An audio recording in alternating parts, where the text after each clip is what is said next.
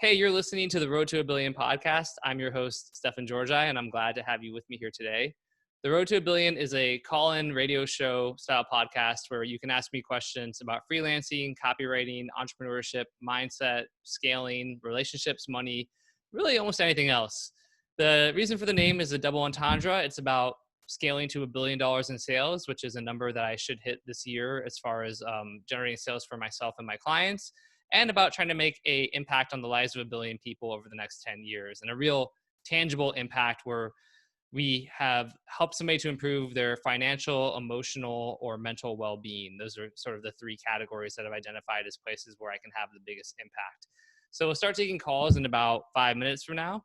And like I said, the way that works is you just put your questions into the Q&A section in Zoom. For those who are on Zoom, if you're on Facebook Live, hello, love you guys as well. Ed is going to kind of monitor Facebook Live a bit. And then for the questions that are submitted, I will review those, feed them to me, and you'll be able to be unmuted and be able to ask your question and go live. Ed Reay, you want to go ahead and say hello to everybody and introduce yourself?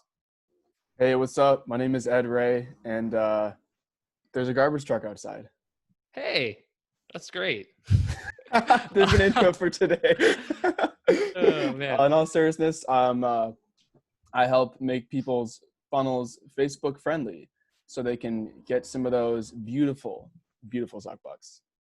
Awesome. And Sean, thanks for, I think you're referring to my shirt, although Ed's got a nice shirt on too.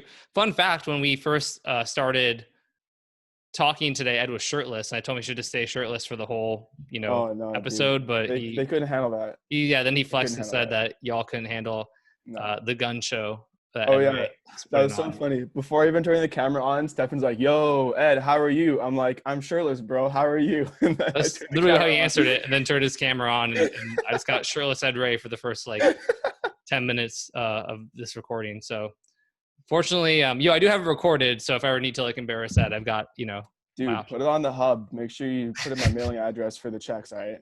Yeah, perfect. So we'll get started answering questions in just a second here. Again, use the Q&A. If you're using chat and Zoom, make sure you do all panelists and attendees. Otherwise, people won't see your stuff in chat. As always, I do kind of an opening monologue for a couple of minutes at the start of this of our recordings here. Oh, and by the way, too, found out today, because we started putting these recordings onto iTunes as a podcast. So some of you listening will be listening to this on iTunes. If you're listening, love you. Thank you for listening. And I found out today we're number 8 in the US on iTunes in the marketing category. So that's pretty awesome. Really stoked about that. It means more people kind of hearing this content and reaching more people. And I think it's really cool, too, for everyone who's on the call or and who participates, because people who listen to this just from all over the world will hear your name and sometimes hear your questions, and you'll talk about a kind of interesting way to get some exposure. Who knows where that could lead. So I think there's a lot of really cool stuff happening there. Really excited, especially we've only been live for 3 days, 72 hours. So pretty pumped. Thank you for to everyone who comes to these sessions and ask questions and interacts, and everyone who left a review already or who shared on social media. Just really means a ton to me. So thank you guys so much, and you girls so much. My opening kind of monologue today is really just a general thought I'm having about giving more than you take, which is super obvious, or it should be, but it's not. What I kind of thought about with this is I put out an email yesterday. So I'm going to lease some office space here in San Diego. I bought a house in San Diego recently. And I'm going to get some office space by the Del Mar racetrack. And my whole vision with that is having a really open floor plan for a bunch of tables and whiteboards and TVs. And then there's 2 enclosed offices in the conference room. In the conference room, I'm going to use to probably just create content and make it a little studio. But my thought process was the reason I'm going to pull the trigger on this lease and get it is because I want to actually have an open office where at least once a month, anyone who's in town, whether you live in San Diego or you just happen to be visiting, you can just come into the office and chill, and we can collaborate. We'll work. Everyone can kind of work together. Luca, if you move to San Diego, you can come during the open office days at least. But I just think it's a really cool way to have people come in. So I'm sure we'll have regulars, and we'll have people who are just in town or who live nearby or who want to make a trip, whatever it is. I'm really stoked about that. And then once a month, I want to do mini masterminds at the office too, where same idea, but people can come in, we'll mastermind, we'll have people present, and just sort of make it this hub and this place where we can build out a community.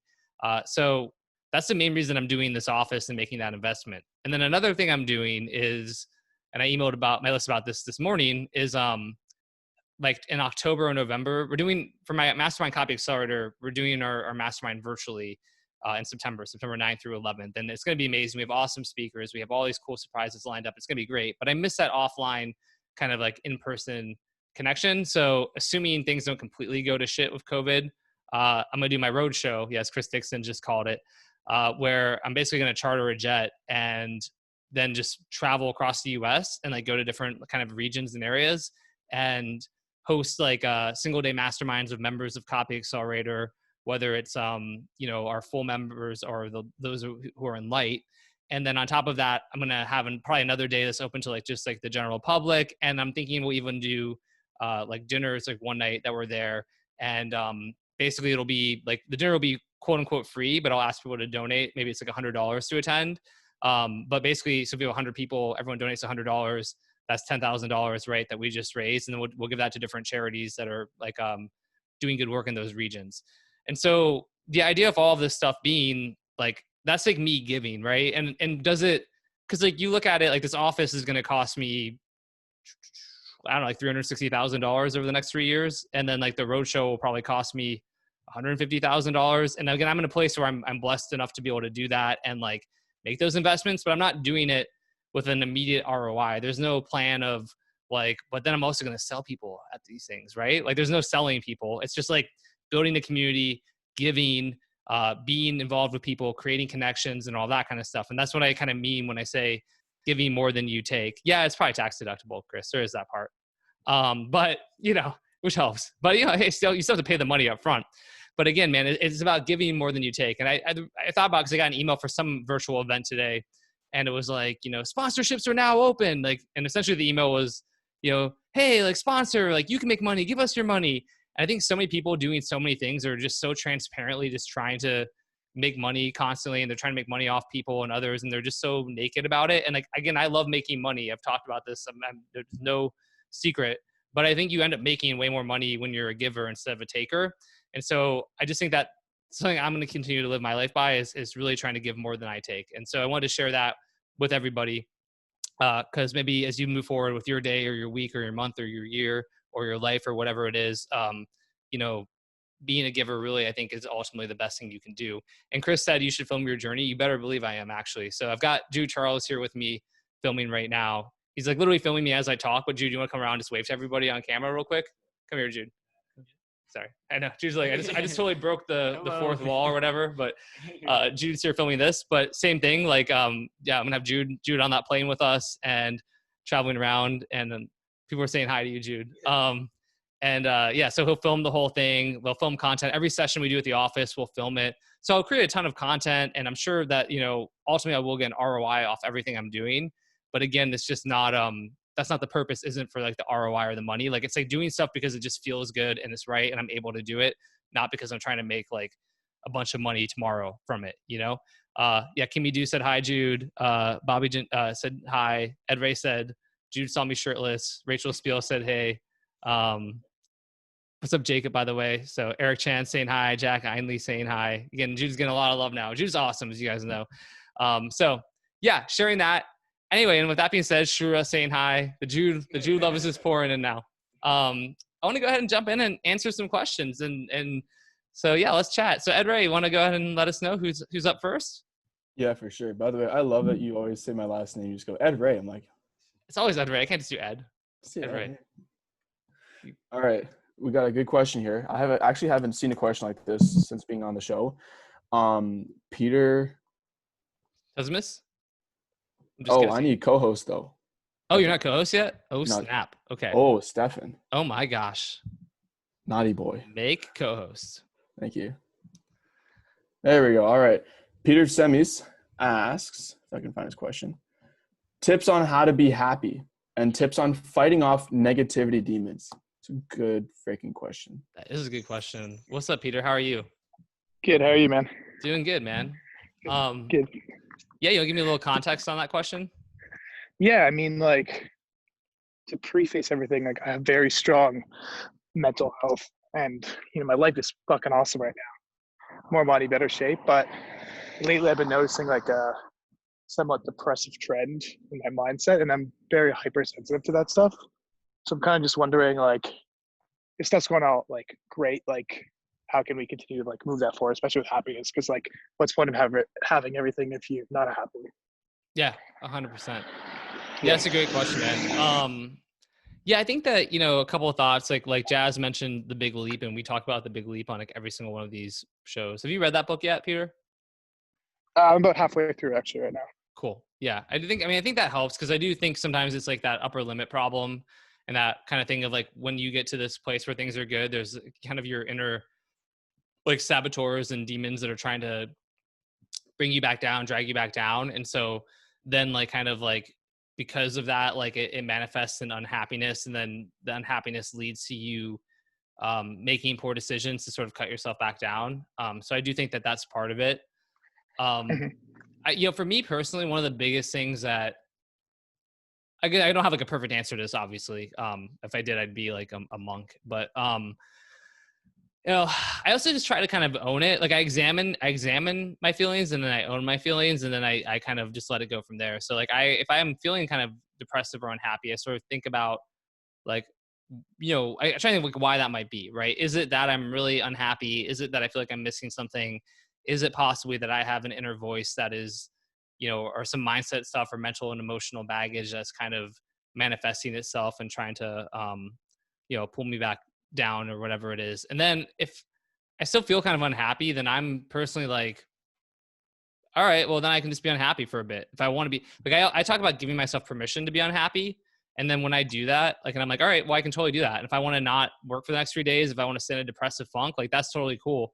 And like, I like literally commit to that. I'm like, I'm committed to being unhappy, which sounds crazy, because generally what I found is when I do that, then I end up being like, well, I don't actually really want to do it. And then I kind of go on with my day and sort of, but I sort of feel like part of it is like a taboo that we have. It's like a taboo game we play of ourselves, where we feel it creeping in and we tell ourselves, we try to ignore it, try to like avoid it. And then it's almost like a fetish where like, then we kind of like want it, but it's like a sick thing. Like for us, maybe it's subconscious, but if you unfetishize it and you're like, yeah, I can just be unhappy if I want to, generally then like a lot of the appeal of that disappears and goes away. So that's what I found to work best. I know Ed Reay put in the chat that he has an answer on this one. So, Ed, I'd love to hear your take as well.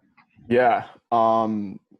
So one thing, I don't know if you guys know about me, but like 95% of my decisions in life are completely emotionally based.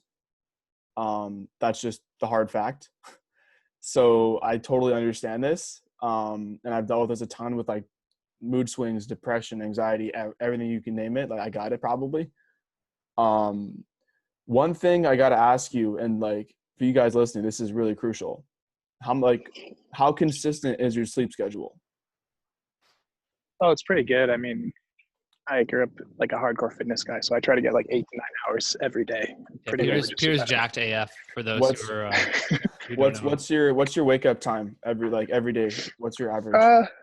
Like around 9:20 to 9:30. Okay, so it's not like, it's not like 4 a.m. to 7 a.m. Like there's no big range. No, for the most part, it's maybe like 8 to 9. Depends if my puppy's crying, but usually it's around. Okay. So even that can have an effect. Do your best to keep it within a half-hour time frame of waking up every morning. A lot of people like to focus on what time you go to sleep, but more importantly is what time you wake up consistently, because your body will naturally tire itself out and reset its circadian rhythm and get you back on the right track. It could literally just be hormones messing up. The next question I have for you is, how much do you work in a week? How many hours?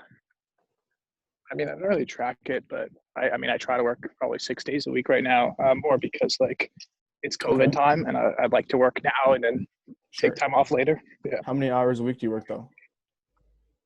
I have no clue. 50, 60. It? 50, 60? Yeah, at least. Do you feel tired at the end of the day? Like mentally drained? I think it depends on the day. Depends how much writing I get done. But half the days yes, half the day no. Okay.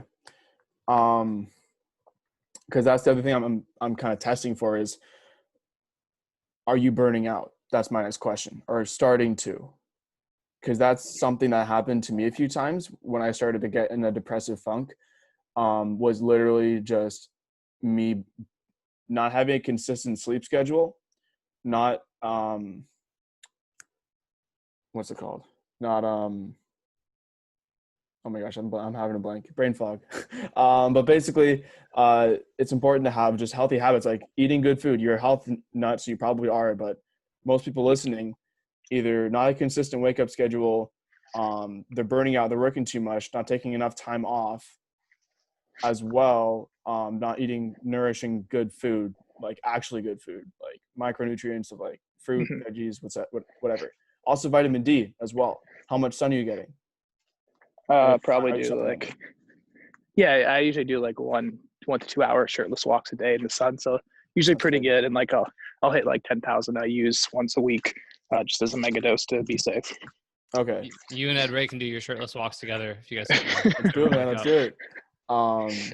Okay. So we've ruled out a lot of the biological stuff. Yeah.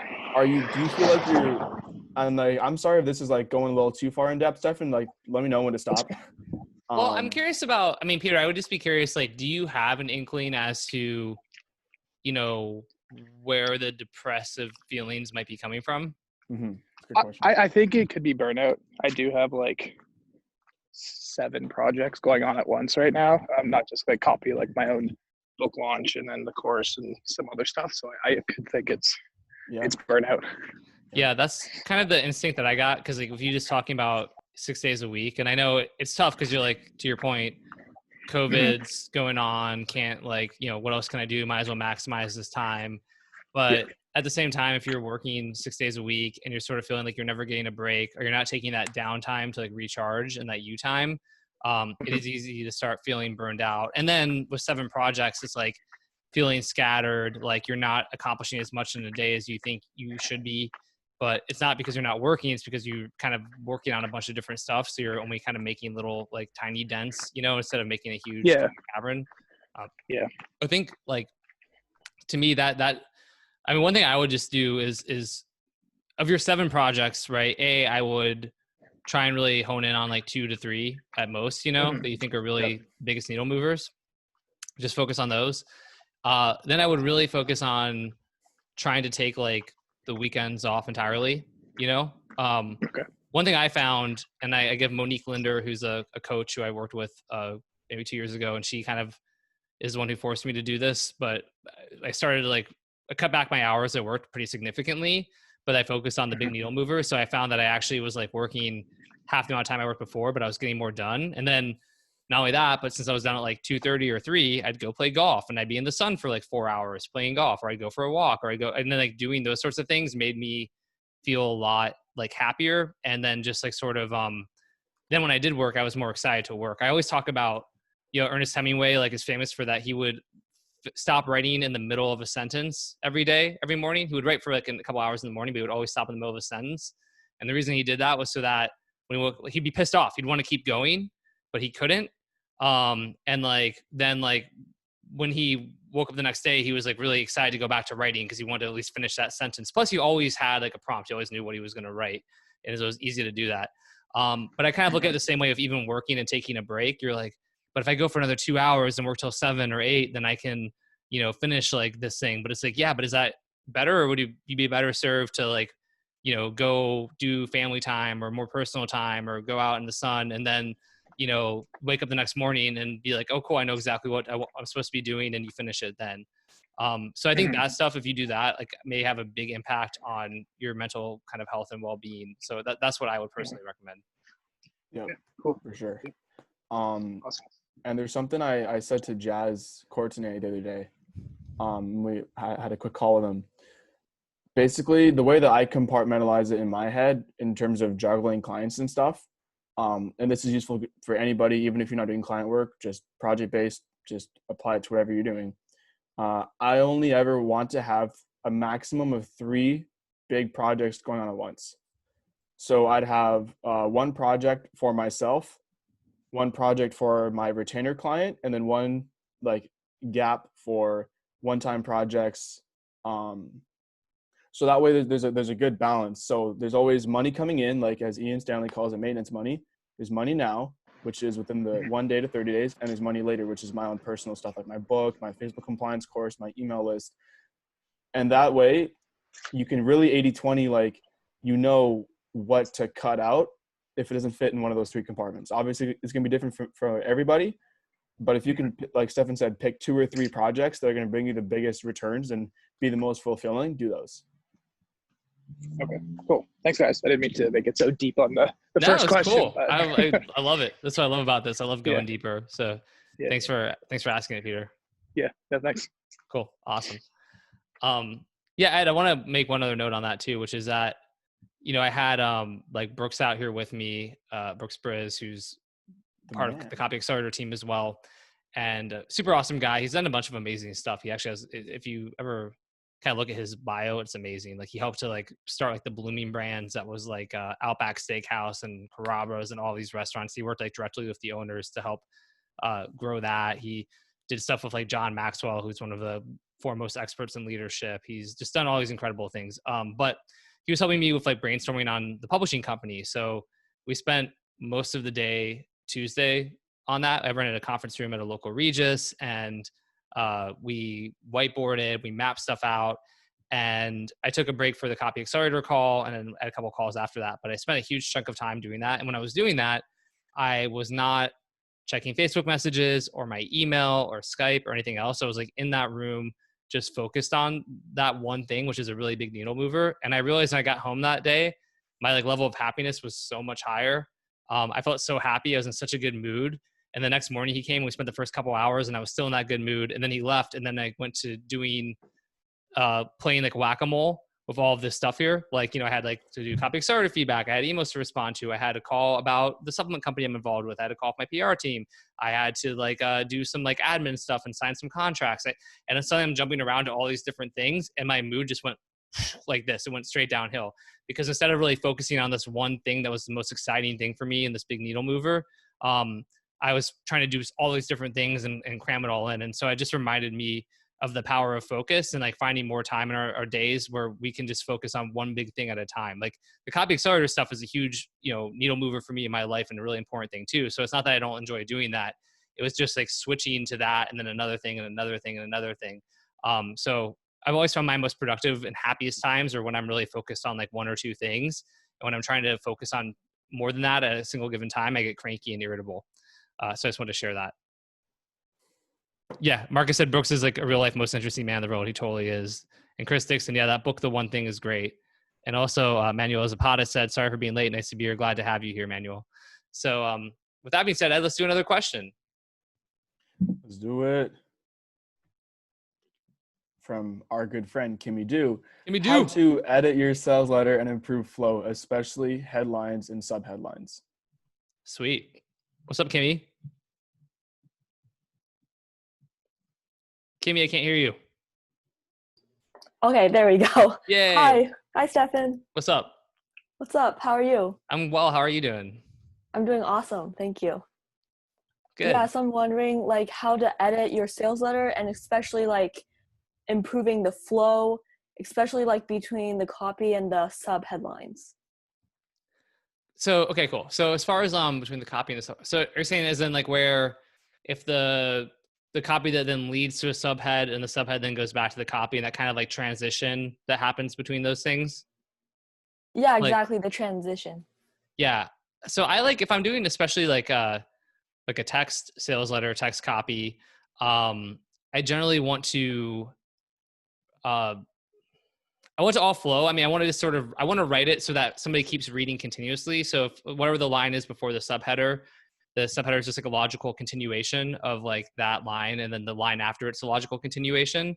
But I want to play with the phrasing a little bit so that it makes sense to something that someone can read as a single sort of sentence.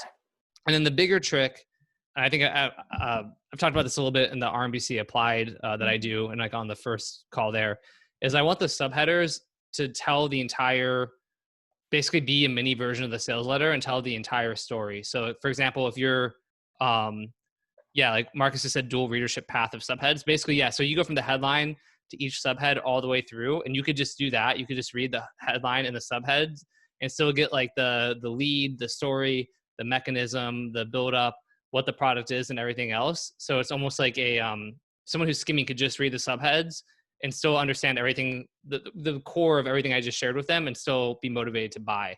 So that's really how I'm looking at those subheads. And does that make sense? Yeah, that makes sense. So like if someone was skimming and then they just read the subheadlines, like I do sometimes. Yeah. So like they'll get the basic idea and still be motivated to buy. Exactly. And I do the same thing. If somebody shows me a sales letter and I'm busy and, you know, it's just kind of like a random letter, or if I just find one online and I want to kind of know what it's about, that's what I do too. I skim and just read the subheaders.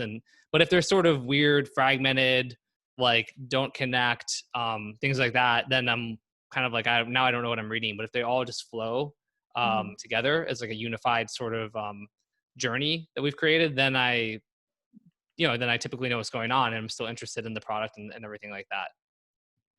Gotcha. That's super helpful. Thank you so much, Stefan. Awesome. Yeah, happy to help. Thanks for being on the call as always, Kimmy. We appreciate it. Thanks. Yeah. Sweet. Ed Reay. Kimmy was really happy, Ed, that you're here too. She said hi to me, but I could tell she really meant to say Stefan and Ed Reay. Whatever. Okay.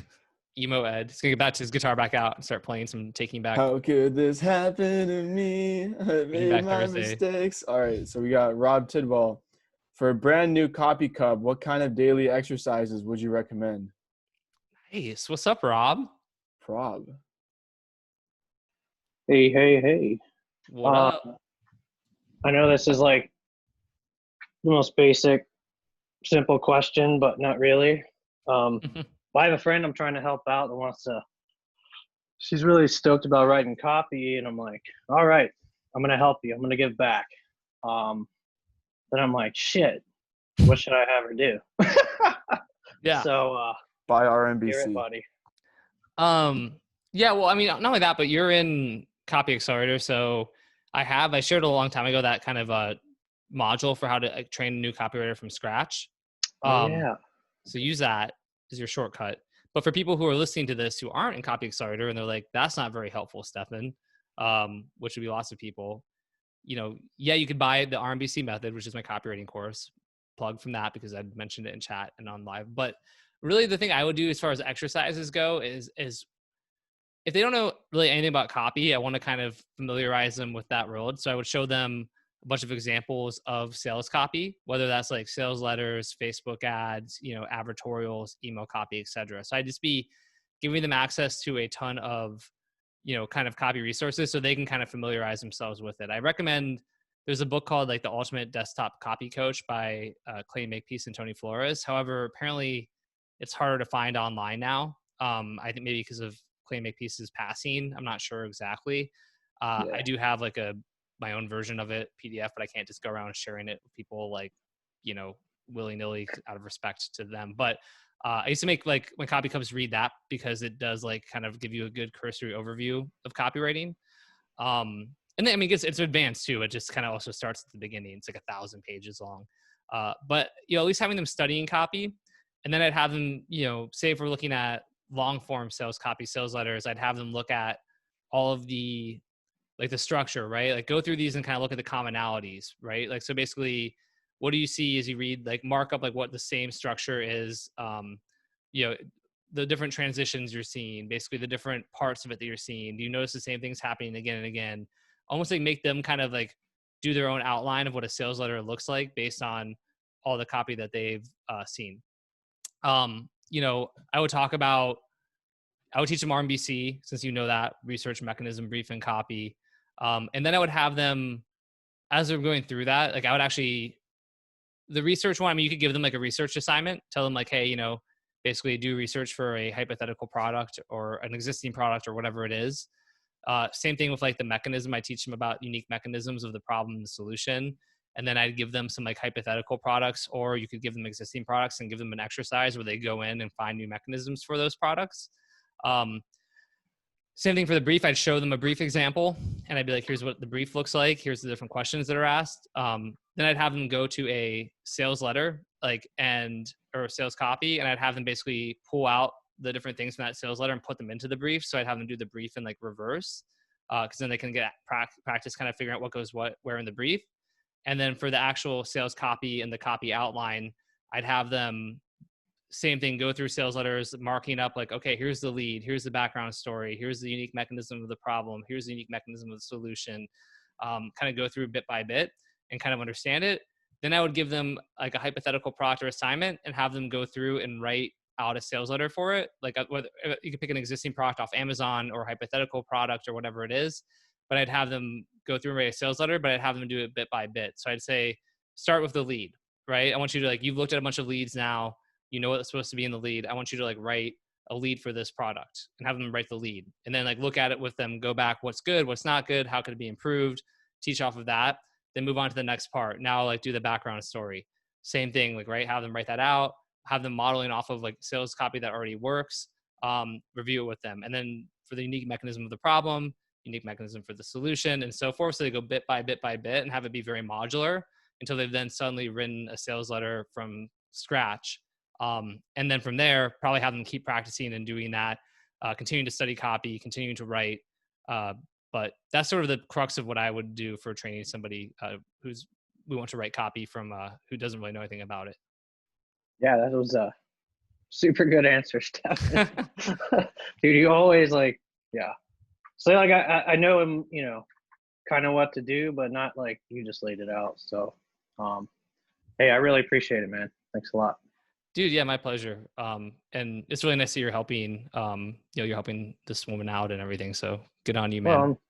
Well, I'm trying to do what my mentor does and give back. So I figure it'll pay off for everybody, right? It will. It will. Awesome, Rob. Well, thanks for that question. Cool. Yeah. And I mean, it's a good answer because I've done it a bunch. I've trained a lot of copywriters from scratch, and I enjoy it. You know, I've thought about it honestly with the publishing company, and we're going to hire writers and stuff. And because we have a lot of sales copy, and there's actually be a lot of job opportunities for people with that publishing company. So just an open loop for y'all, but there's gonna be some cool stuff. But you know, I was thinking about like even hiring some people from scratch and training them up and then just filming it all. And then I think that would just be really cool content that we could put into RMBC as like a bonus or put it online or something. So yeah, pretty stoked. All right, Ed, who do we got next? Next up, we have the man, the myth, the legend, Jazz Courtenay. Jazz Courtenay. Yes. What are some of the most common mistakes you see coming up again and again in even good copywriters' copy? Oh, I got plenty of answers to that. What's up, Jazz? Yeah, me too. Yo, Stefan. Yeah, so pretty self-explanatory. Like, what are the patterns you notice just even in good copywriters? Yeah, I'm gonna go off, and then Ed, you can go after. We can tag team it. But headlines are like lazy or half-assed. Like is pretty regular. Like they sort of they're weak headlines. They're not really specific. They may have written a great sales letter, but they sort of phone it in on the headline, which is a huge issue or mistake. Same thing with the lead. A lot of throat clearing in the lead. A lot of kind of several lines of copy that are not particularly like compelling, curiosity driving, exciting. They put in. So for example, say it's a doctor who's sharing a weight loss breakthrough, and it's like, you know, hey, I'm doctor, and I've, you know, worked with a lot of people. Some people were, young, and some were old, and but even though worked with a lot of people, I was really surprised by what I discovered. It's something that is really surprising and different, and you'll probably be surprised when you hear about it. And you're like, what the? I just get right to this. Like, I never expected to discover the key to losing weight buried in like a desert sand treasure box in the sand of Morocco.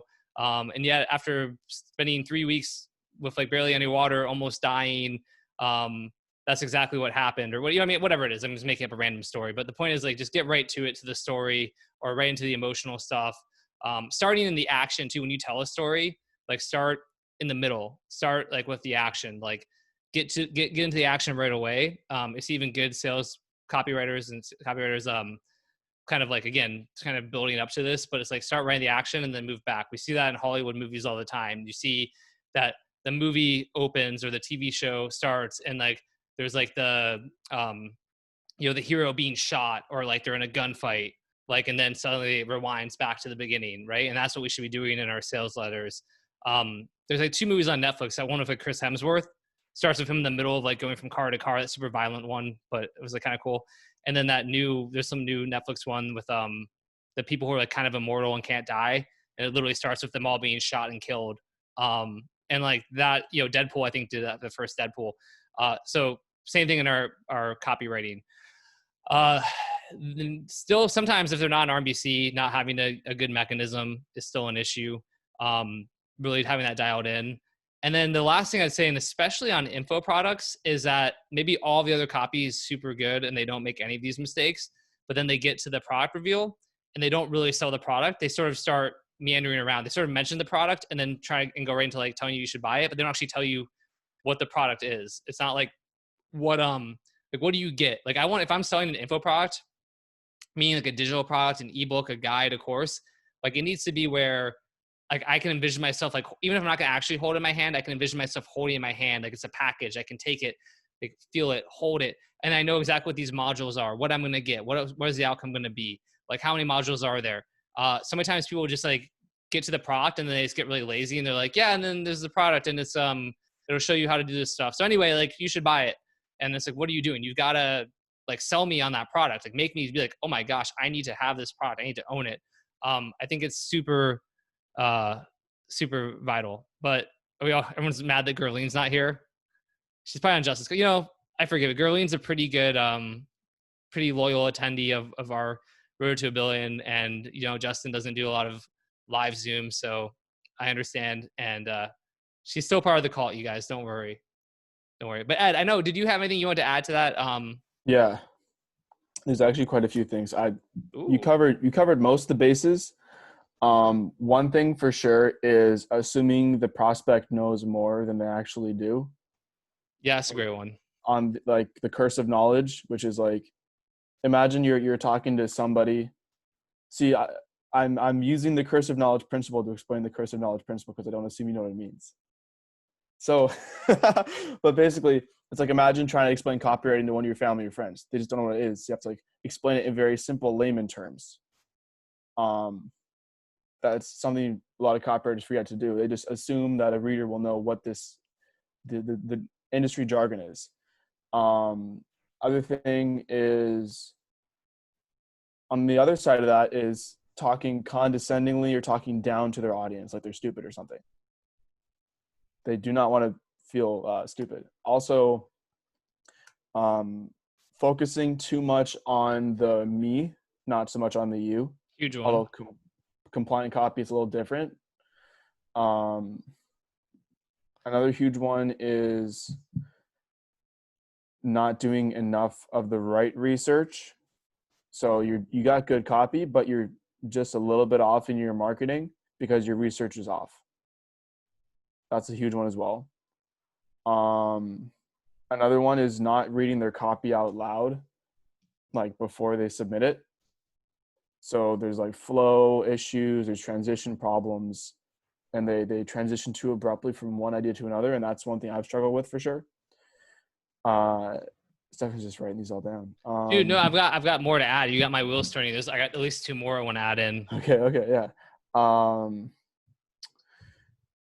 Definitely another one is not speaking to the prospect the way they want to be spoken to. Like, for example, if someone's like, has serious health issues, you're not going to be like, oh, you're going to die tomorrow. Like, they don't want to hear that shit. I mean, this is how I do marketing. Maybe like I'm a more ethical marketer, but maybe I'm stupid. I don't know.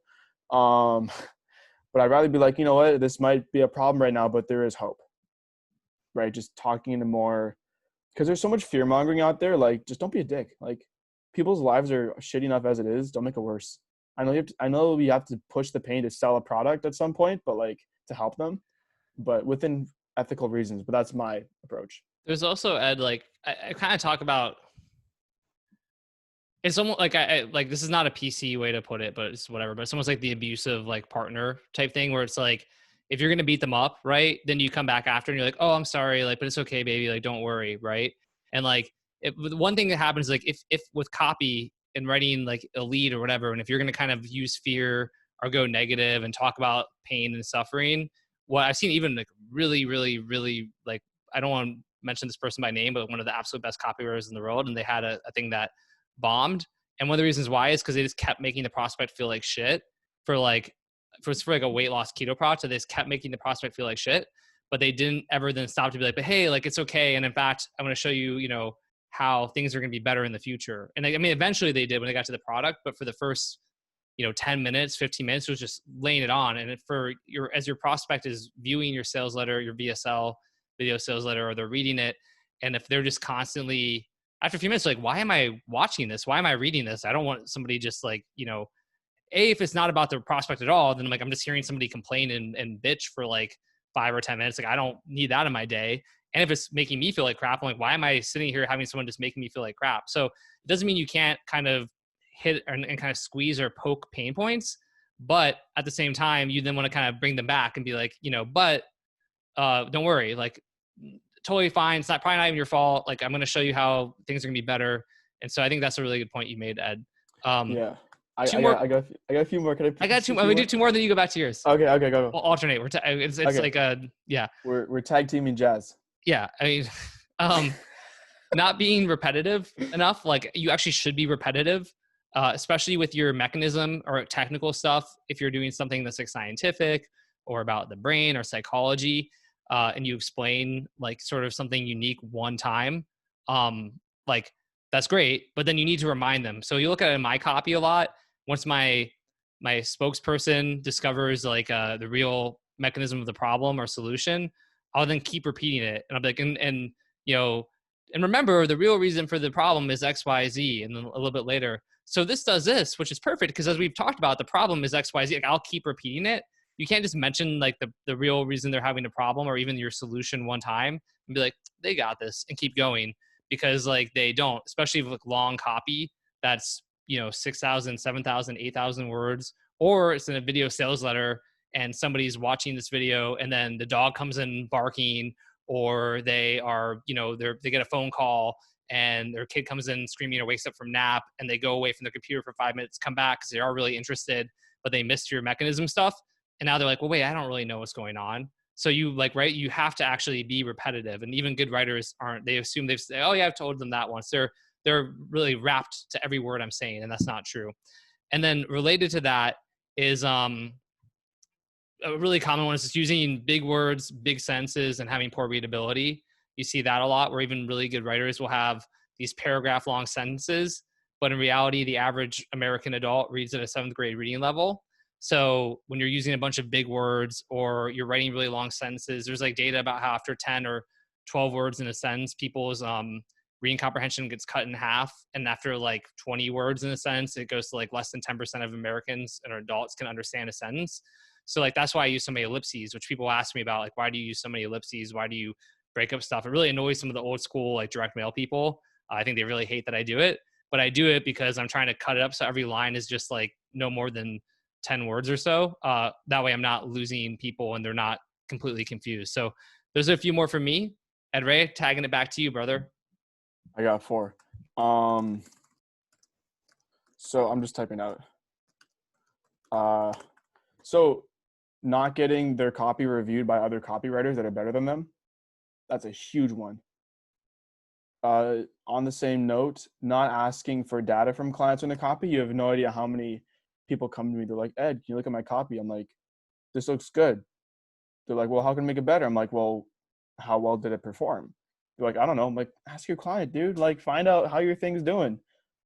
The number one thing is finding out how your copy actually does when you submit it to a client. Next one is when you're talking to your audience, sounding too similar to your competitors or like the industry, you want to not just like your overall messaging, but even your voice, how you come across should sound different. Or they don't do that. Another one is talking to a sophisticated audience in an unsophisticated way. I'm not saying using like crass words and stuff, but like if somebody's already heard about, I don't know, the amazing healing effects of keto, and they've already been through all that stuff and it's not worked for them, they don't want to hear about it again. It's like, oh, I've heard these claims before. I've heard this mechanism before. and like these are the same cheesy promises, 12 other people just promised to me for like my VSL, like on the VSLs I watched last week. Like, how is this any different? So that's really crucial, just how you talk to them, and how you address them, and just being different from your industry. Yeah. So, Jazz, is that enough for you? You want more? No, I mean, that was perfect. Like someone said in the comments, you should totally take this clip and just make that a video, just the common copywriting mistakes. That was me. Yeah.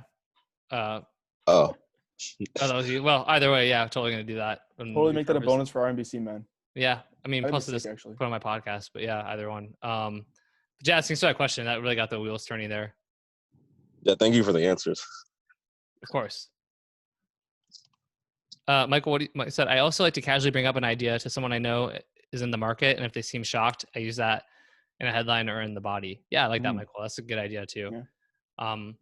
Like I always, because even the mechanism stuff and the big idea stuff, it's something where you can go and explain that to somebody else in like 1 or 2 sentences, and they immediately get it. So you're like, the Pimsleur stuff. Like I talk about that language learning Pimsleur method, and for Chris Haddad wrote that letter, and it's like the idea of, why is it so easy for a child to learn a language but so hard for an adult? Well, children learn by like listening, and adults learn by speaking. You actually need to listen to learn the language. That's like the way we teach you. And you're like, oh wow, okay, that makes sense. It's a great paradoxical question, right? Why is it that a child can learn and an adult can't? But then once you hear that, you like want to go tell other people about it. You're like, oh, do you know, oh, you're trying to learn German or French or whatever. Like you're in trouble. Oh, I actually watched a video about this. Right? People want to be able to go out and like provide solutions. So if they feel like now they know something that other people don't, and they can tell others and help others, then you have a really good kind of mechanism and big idea for your sales marketing materials. So, Ed, let's answer another question. By the way, if people, I don't know if everyone's watching on Facebook Live today or if they're all on Justin's thing, but if anyone's on Facebook Live, I can't see because I just have my monitor up. I love you all who are attending on Facebook Live. But Ed, when you have a chance, let us answer another question. Oh, yeah, for sure. So next question from Aldrin Gregorio. Aldrin. Kind of a mindset question here. What's your take on the balance of patience and impatience in achieving your goal? Some people advise to love the process because you have 30 to 40 years left in your career, while some advise to get impatient and try to achieve your 10-year goals in 10 months. I'm wondering, what's your take on this? Good question. What's up, Aldrin? How are you doing? Hey guys, how are you? Good. How are you? I'm good, thank you. So there are people that I follow that are advising that you should love the process so much that you're not after the outcome and you are loving the grind, things like that. And there are people who tell you to become impatient. If you have a 10-year plan, do it in 10 months. If you have a 10-month plan, do it in 10 weeks, something like that. So I'm wondering, what's your take on this? That's a really good question. Also, I love your Zoom photo because every time I see it, like I just feel like I need to go back to school. But I want to give you like a really good answer on that. So I'm definitely impatient, but I'm also probably detached from outcomes. So I probably do fall more on the line of the process. But that being said, I still have goals, and I like to set bigger goals. And then once I've set the goal, I like to work backwards to like, how do I reach that goal, right? So if I want to get, 20,000, well, I mean, look, one is like, I want to make $1 million a month in income. I'm like, well, what actually needs to happen to do that? It's like, all right, well, if I get 100,000 a month from Copy Accelerator, if I get, a couple 100,000 a month from this, from that, whatever, like that's how I can reach that goal. But then there, okay, well, is that already happening? And if it's not, what do I need to do to get it to where that happens? So I do set goals and I work backwards, and then I kind of look at like, what do I need to be doing, on a month to month basis and a day by day basis to then get to where that goal is reached. But I'm also on a day to day, I'm not constantly obsessing over where I'm at. How close I'm to the goal. Am I measuring, am I checking in like, regularly, maybe once a month on like my progress towards the goal for sure. But in general, once you have the right planning in place, once you have like have the goal, have your steps, your process to get that roadmap to get to the goal, and then check in on that like monthly. But in general, don't worry about like, what's happening on a day-to-day basis. Cause if you're doing the right stuff that will get you towards your goal, then you should just be focused on the process and doing the things that are gonna get you towards the goal. Same thing with like investing, right? If you invest in the stock market, if you buy stock today, you really shouldn't check it every day. Maybe you still will, but like really, if you're buying for the long term, then you don't really care what like happens to the stock in any given day. It's all about, where it is in 10 years from now or 5 years from now or whatever it is.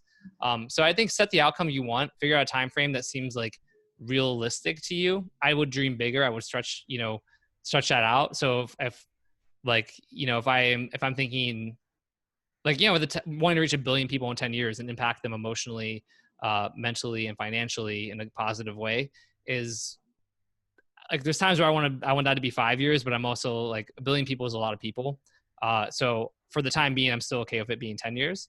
But there's other goals that I sort of like, if I start a new health supplement venture, my expectation is that I can be doing 100 million in sales like within, the first year. And I may not get there, but if I don't get there, I'm still going to get close. So I like setting bigger goals in shorter periods of time generally. But then once I'm doing it, I trust the process.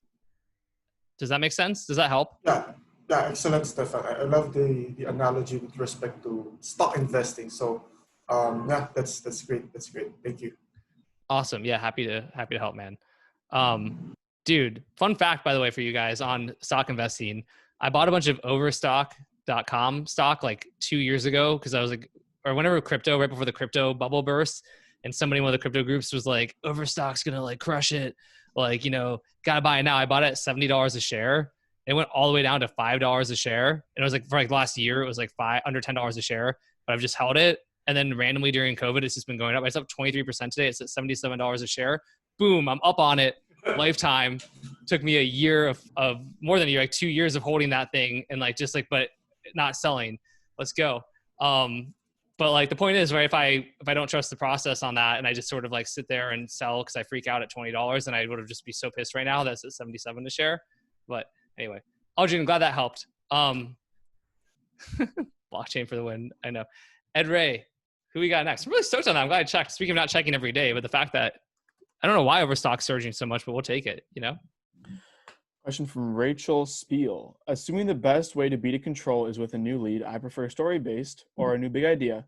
What's the best way to approach companies and make sure they will actually use it? Good question. What's up, Rachel?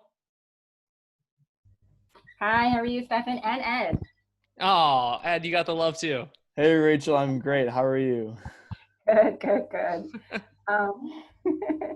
So my question is like this. So I want to go on a sales letter spree, and I like the story-based, but for story-based, I need access to like their case studies because I need a real story. And I like the big idea, but the big idea or like a new mechanism is going to change the whole sales letter. And I don't want to write a whole sales letter if they're not going to actually look at it. So what's the best way to go about it?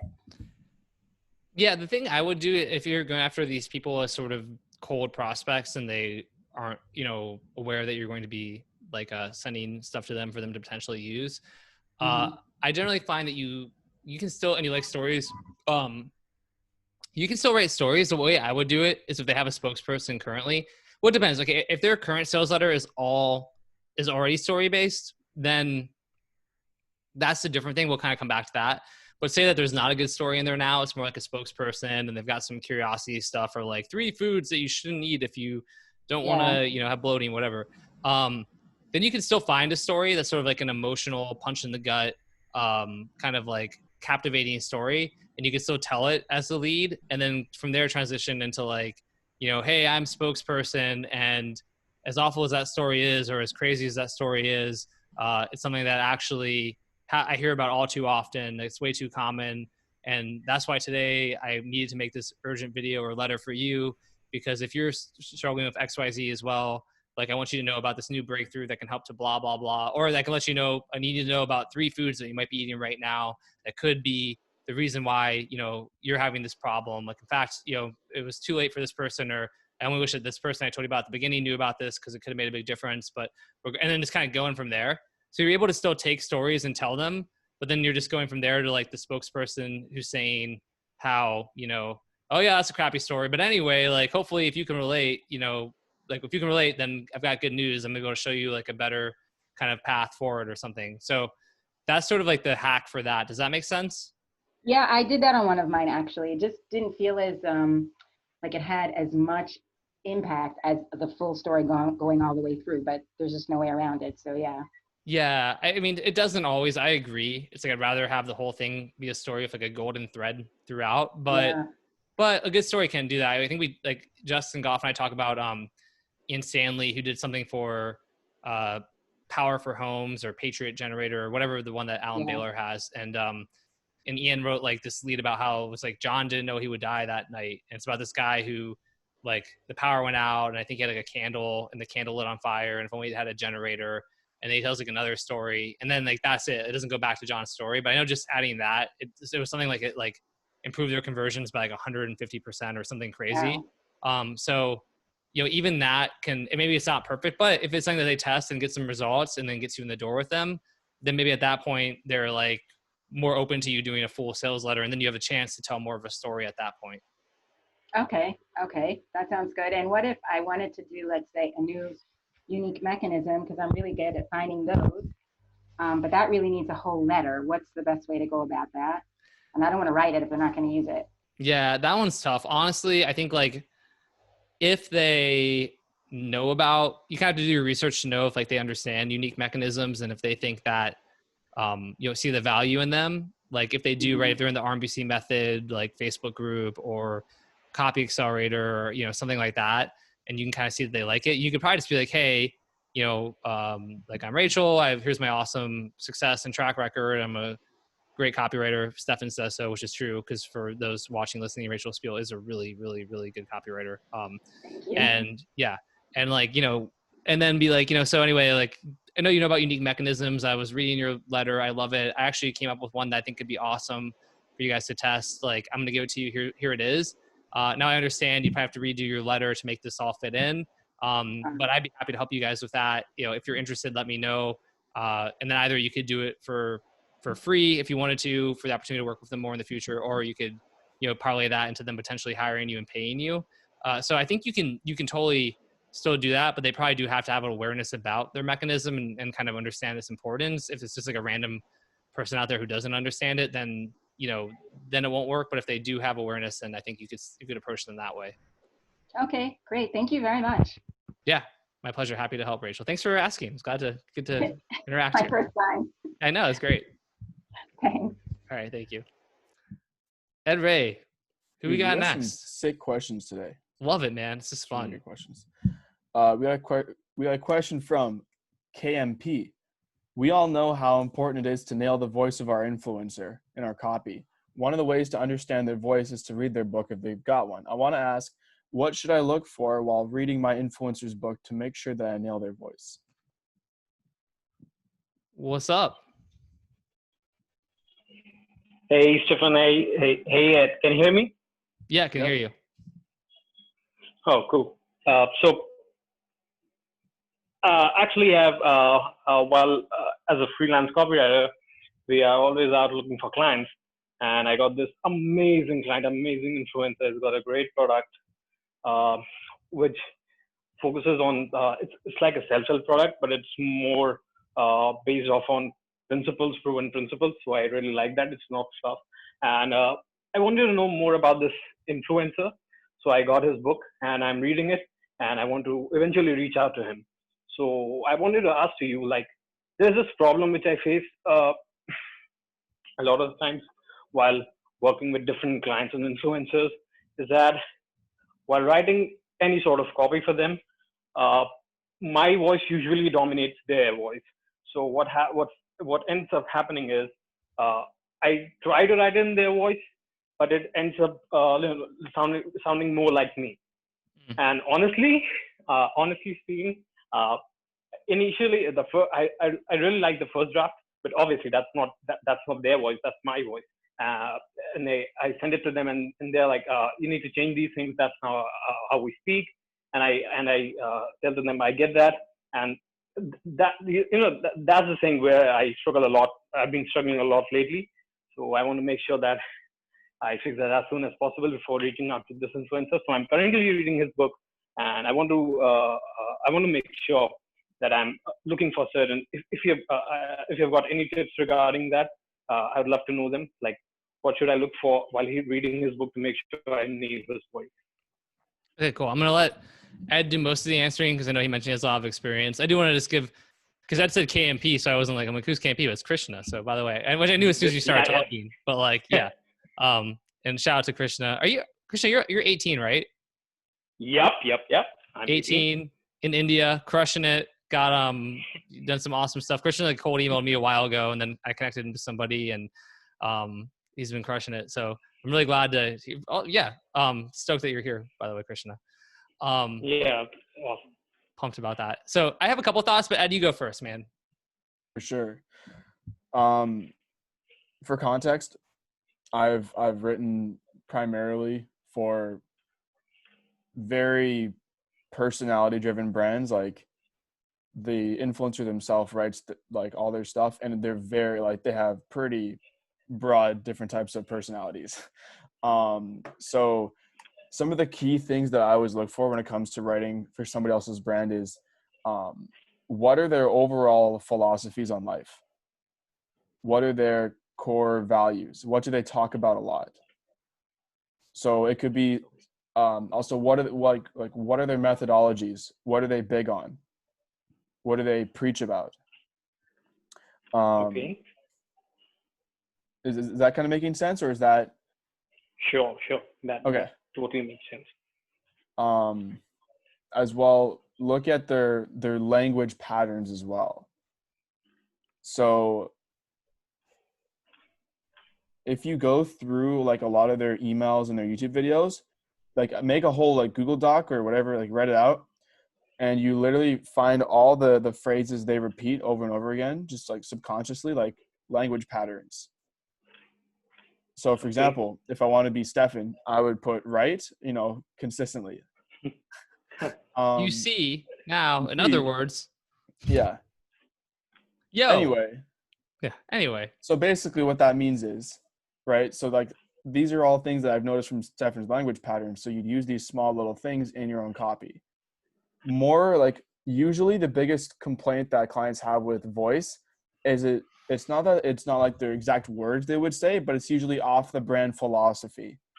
So it's like, what are the brand philosophies? So for example, an influencer that I wrote for, or a client that I worked for, they were super anti passive income, but they're super pro like active income, like making your own income by doing. So if I start writing an email about how great passive income is, that goes against the brand philosophy, and they're like, what the fuck is this? So you have to like find out exactly, Jazz, what do they stand for and what they stand against? Exactly.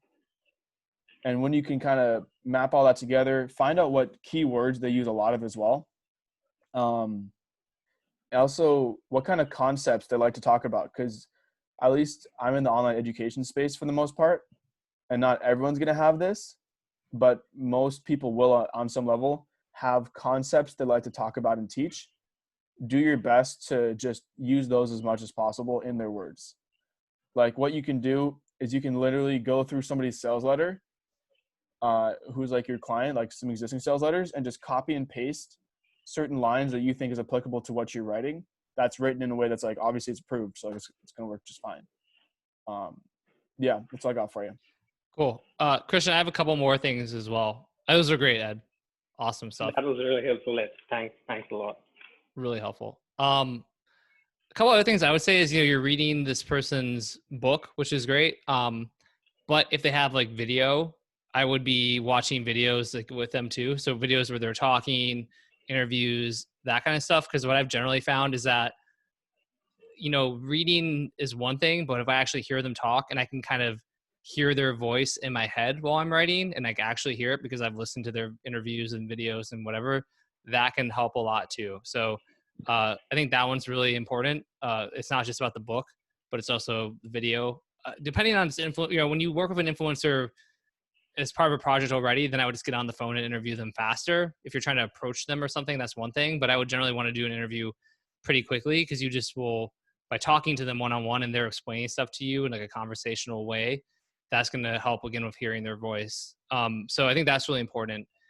And then the one thing I will say though is, also it just depends on the person. Sometimes there are people who are just going to be really difficult because they're just like never going to feel like you got their voice perfect, but there's really nothing you can do about that. So you just have to be open-minded to that as well. Like I did, I'm debating if I want to talk about this publicly or not. I don't know. I'm leaving an open loop on that for now. But does that help, Krishna, if the video stuff and the, yeah. Yeah, that surely helps a lot. Before we wrap up this Q&A session with me, I want to make sure I got all things correct. So first of all, I'll start off by making a doc, pointing out things like what do they usually say, what are they for, what are they against, what are their opinions about certain things, how do you usually talk, like is a sentence more structured or is it more casual? And then if they've got videos, then I will go for the videos next. Look at the videos, their language patterns. Is that right? Yeah. And like one thing to really stress for sure, like what Stefan said, which I totally missed, which is so key, is listening to enough of their stuff. And bonus points if you can like see it, like watch a video of them talking. And while you're writing, literally have that voice of them talking in your head as you're typing. Like it should be literally like not you writing. You should hear them talking in your head, saying what you're typing. That's helped me so much. That's like the key that no one thinks about. There have been a few times which I've this is like super sane stuff. Like I've accidentally tapped into this power you're talking about, and it's really cool. And now that I think about it consciously, that's really helpful. Thanks a lot, Ed. You got it, man. Sweet. Thanks for your question, Krishna. Thanks. Thank you, guys. Mr. KMP. Next question from Luca Meneghetti. Hey, how do you fight procrastination? For me, it's difficult to sit in the chair and work 3 hours straight, even if I give myself a prize if I make it. How did you do that when you were writing long-form sales letters in only one day? I would really love if Ed shares his opinion and strategies about that. Oh, well, Ed, you want to you can go first if you want. Or, I have thoughts too, but I don't, the people want Ed Reay, who am I to stand in the way? They're rhymed. So, hi guys. Hey, Luca. So what's up, buddy? What's up, Luca?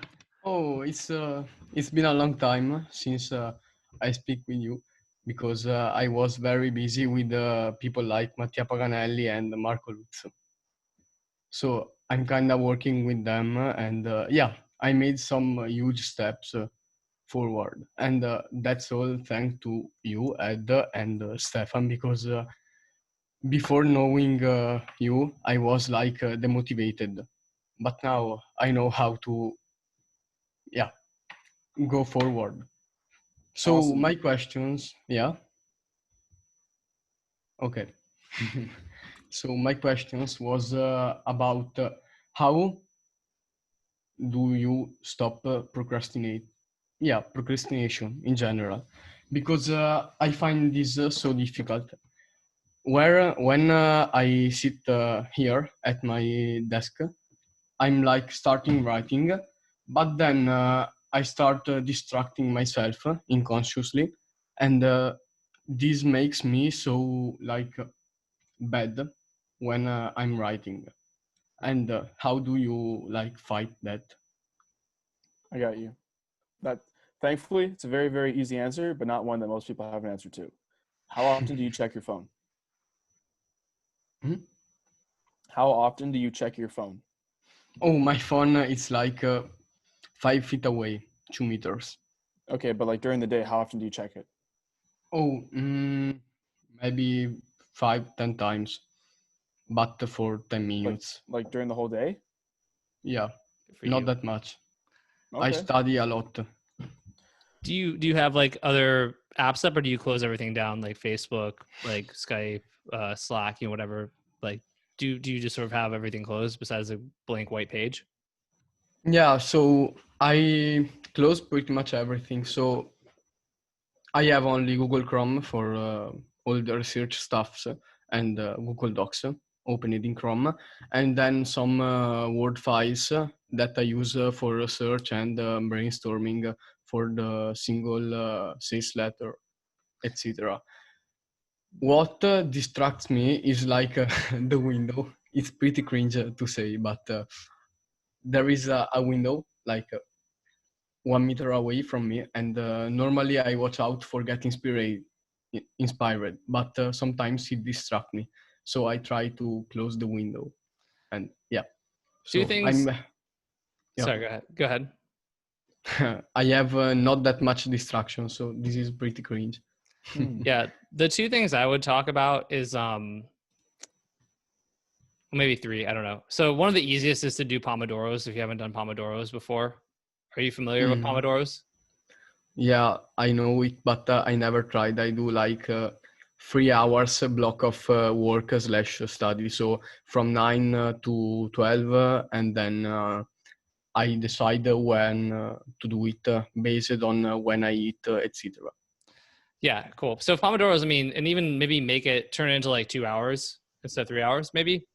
But essentially, it's like it's like intervals, right? So for the next 2 hours, I'm working on this project. That's all the time I have for today. And with Pomodoros, I get 25 minutes of work and then a 5-minute break. And then during the 5-minute break, I walk around, stare out the window, do whatever. And then 25 minutes, 5-minute break. So you do 4 of those sessions. If you actually do that and commit to it, what I've generally found happens is, I don't do this all the time, but I've done it when I get into like a funk or I don't want to like write, is that I will spend the first half of the first 25 minutes sitting around being pissed, annoyed, not wanting to write, whatever.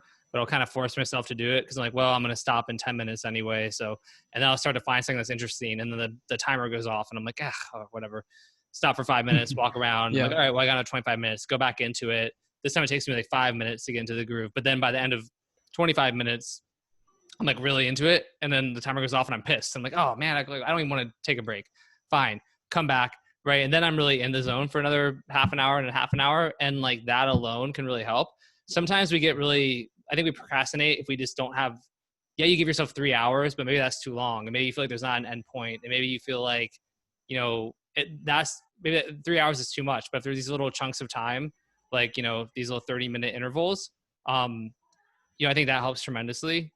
And then another thing that I think can really help, a lot of it too is having the game plan, right? So if you use RMBC method for writing copy, like one of the reasons that's helpful is because when you're doing a Pomodoro, you've got 25 minutes and you haven't started, you're like, all right, well, I'm supposed to be doing research. So you're not kind of sitting there thinking, what am I supposed to be doing? It's like research.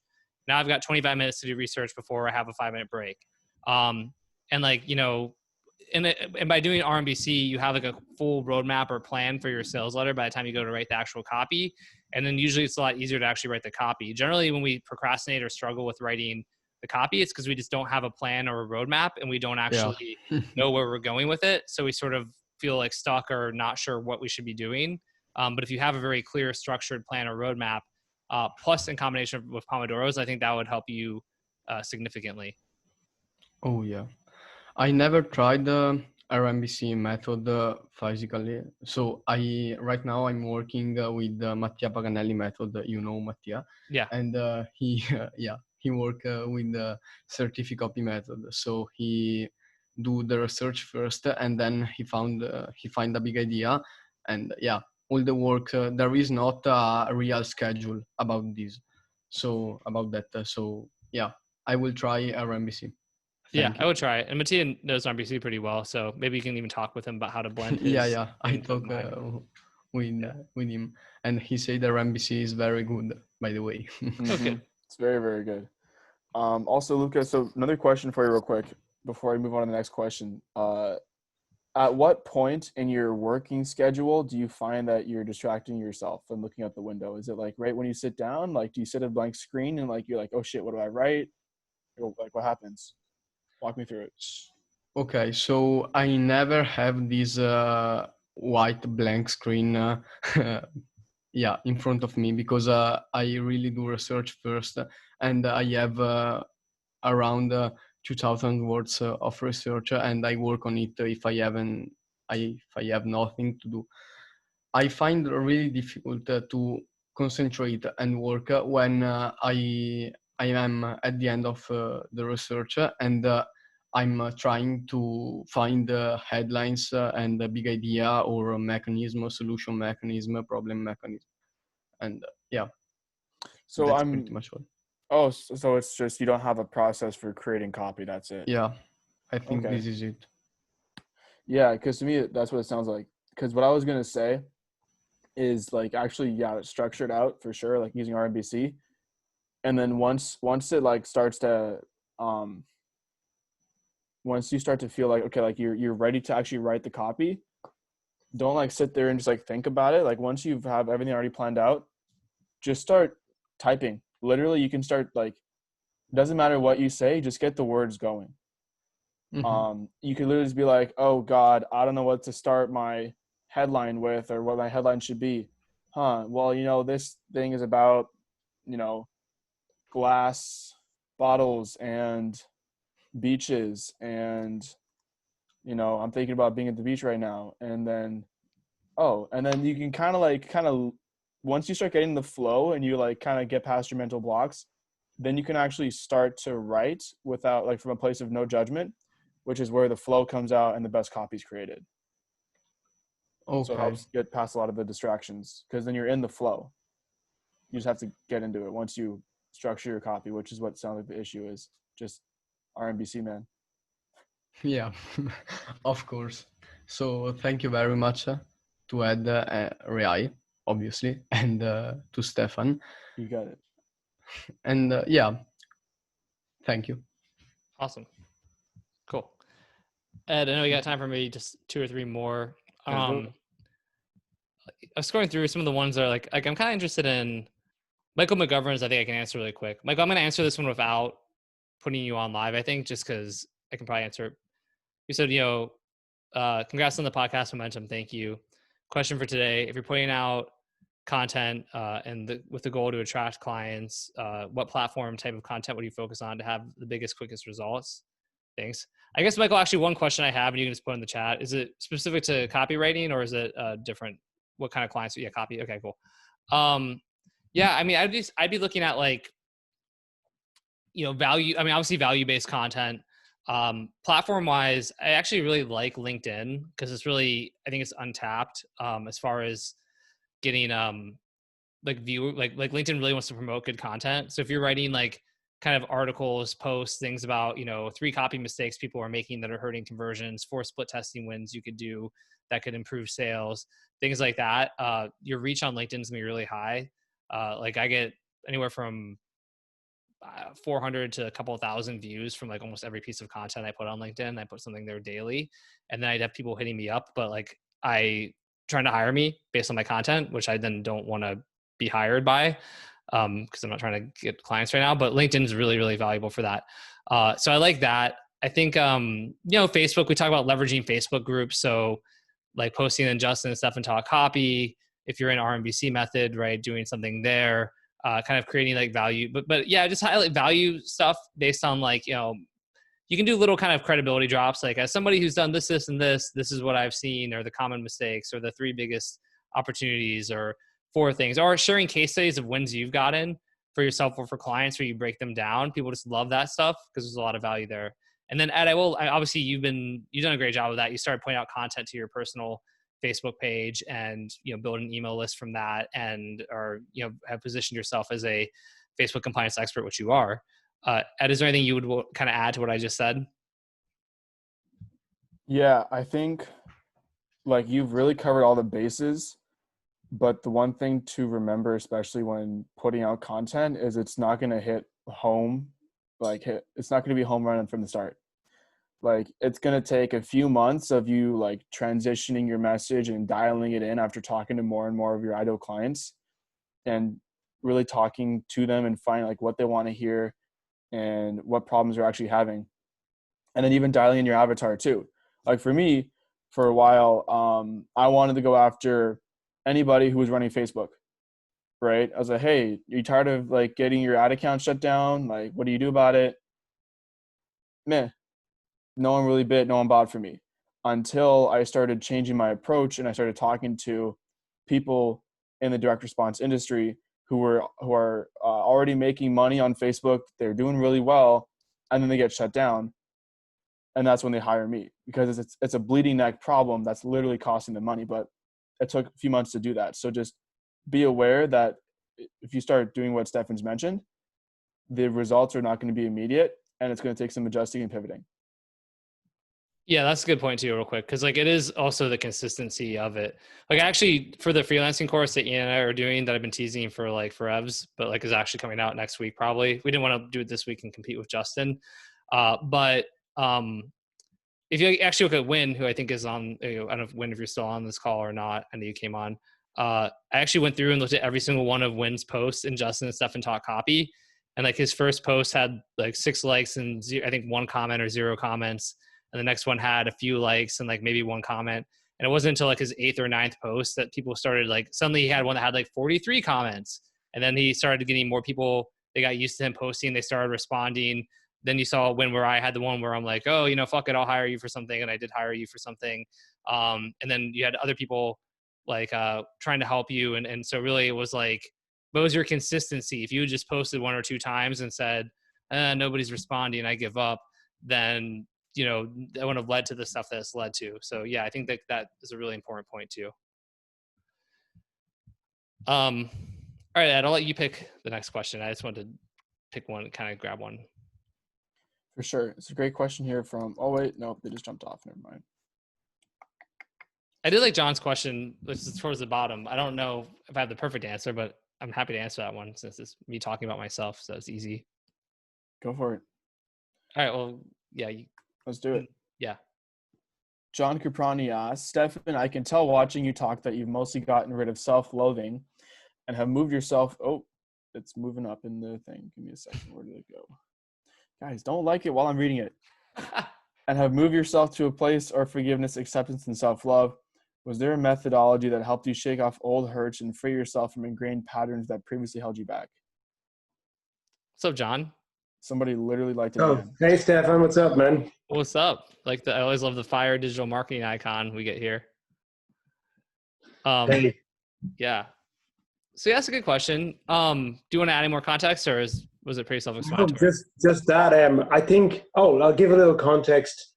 I had a call with Gary Chappell a while ago, and he was talking about this idea of forgiveness and self-love as being at the core of like, basically, you know, freeing yourself to actually do the things you want to do in life. And I just always get that vibe when I'm listening to you talk that you've already got there. So what helped you get there? Yeah, it's a great question. You know, it's gonna be the obligatory Girlene's here. She made it. Last 2 minutes, she's here. She's like Indiana Jones, like pulling the hat out right before the door shuts, you know? Sorry, John, not to have my ADD kind of busting as I'm about to answer. Like the key to happiness is Girlene. No, but you know, the big leap, right? The obligatory, read the big leap. I think it really helps. I think that winning and having success does really help too, as you start having more and more victories, and you build momentum and you start to have more confidence. I think that helps a lot. But then you still have to examining yourself and your behavior and your actions and why you're doing certain things. Like I've talked about how when like my first sort of supplement company was doing kind of started doing a lot of volume, and that one company did like 23 million that year.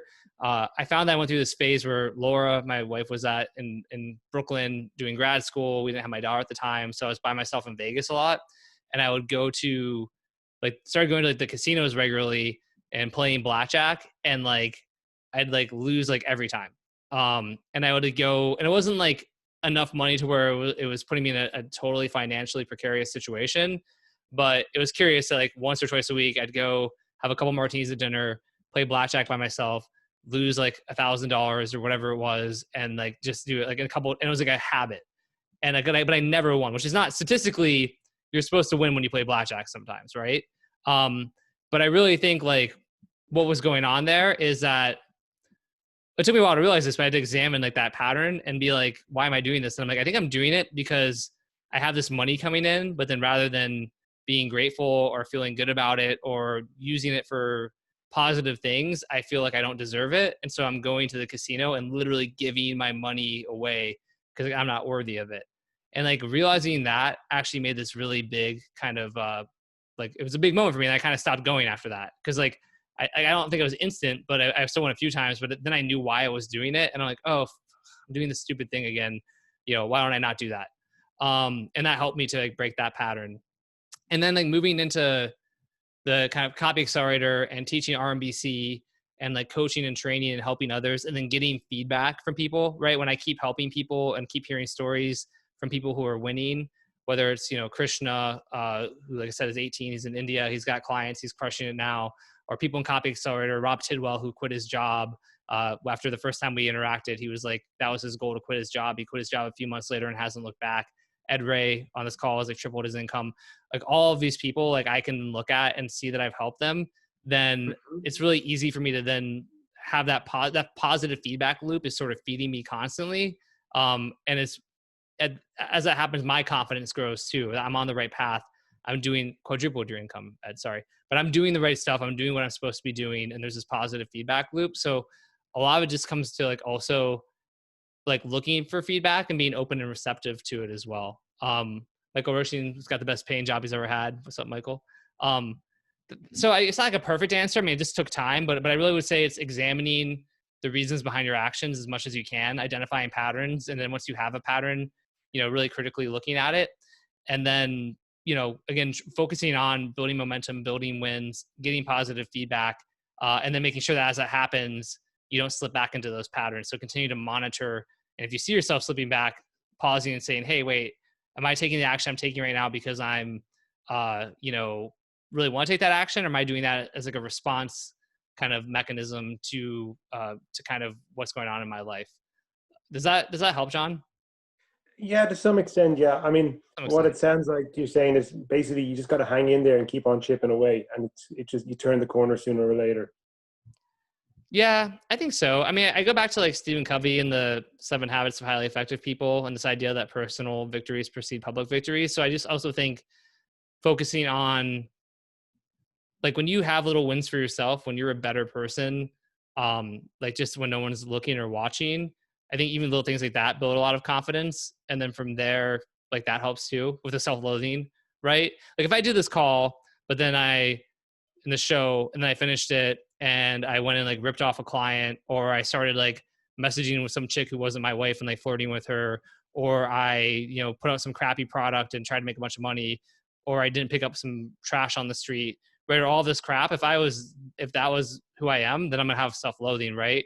But if I'm a person who is really committed and focused to my family and who is, like making the bed every morning, just all these little things. Like, I just think there's a compounding interest that happens by having really good kind of personal private victories. So the other thing I would say is like, you can really start small, but that stuff does compound too. And over time, if you're doing that stuff and you create habits out of that stuff, and then you look in the mirror and you're like, honestly, I'm not a bad person. Like, hey, like I can sleep at night. Like I'm a pretty good human being. Like it, then that helps you to kind of, it's hard to be self-loathing when you're not giving yourself a reason to be self-loathing, I don't know if that helps too. I mean, again, there's no perfect answer to this, but it's kind of the best I've got. I hear what you're saying. I've pretty much got the big stuff dialed. It's just the little stuff I need to tidy up a bit more. And I hear what you're saying. When I help other people, that certainly is what makes my day a lot of the time, by being helpful to somebody else.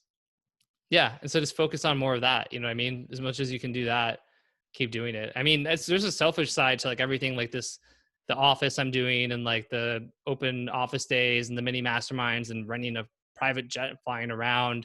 You know what I mean? Like, it's like, I'm not doing it for selfish gratification or ego, but like I feed off that. I feel happier and better and like what I'm supposed to be doing. So like, that's one of the reasons I'm doing it. And I think just, having, yeah, I mean, the more, if you feed off helping people, then try and just keep having more and more of that in your life, Sure. Okay. Thanks, Stefan. Nice one, man. Yeah, of course, man. My pleasure. Yeah, John is amazing, John. By the way, we value you so much. You are super helpful, by the way, John. I know you and like the different Facebook groups, contributing, sharing. I like that you put that post a few weeks back or whatever it was, a week or two ago, where you kind of like really shared with who you are. So I'd say just keep sharing, because you're actually a huge, even when Brooks and I were talking, John, I wish I hadn't thrown you off as I started talking about you and praising you, but yeah, I know you're listening, John. And like, even Brooks and I were talking about kind of like people who stand out and who contribute in the different communities. And then literally you're the first person we talked about. It was like, oh, like John Caprani. Yeah, Win said you're his copy dad. And so like, I think that's the important thing about it too, John, is like, do, you know, honor that and celebrate the fact that you are having a really, really positive impact on people's lives right now already. You're doing it currently. I think if you think about that and think and just, you know, do more of it, but like you are already just an amazing person who's really having an incredible impact on people's lives. So I do want to honor you and thank you for that, John. And now you're getting the John love in the chat, which is well deserved. So, okay, with that being said, if we didn't get to your question, you know, I'm sorry. I told Ed I'm going to try and honor, you know, these hour-and-a-half time limits because as a busy man, he does this out of the kindness of his heart. Really appreciate it. So we're going to wrap up here. Thank you all so much for coming, attending, asking questions, hanging out in the chat. If you're watching on Facebook Live, thank you so much for watching there. This will go up on YouTube tomorrow, the replay. So if you watch it there, please subscribe, like, comment. And when it goes up on iTunes and you listen to it there, make sure you subscribe to the podcast, leave a good review if you enjoyed it, all that kind of stuff. But thank you all so much. Really appreciate it. And just can't wait till next week. So thank you, everybody.